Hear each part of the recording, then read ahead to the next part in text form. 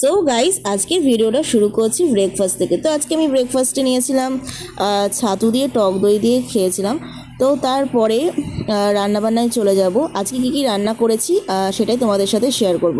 আর আজ শনিবার, শনিবার মানেই তো জানো আমার বাড়িতে নিরামিষ।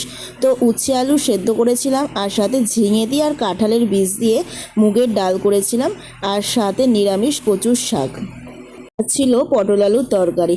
আচ্ছা, তোমরা শনিবারে কে কী রান্না করলে একটু কমেন্টে জানিও। আচ্ছা, তোমরাও কি অনেকে নিরামিষ খাও শনিবারে আমাদের মতনে?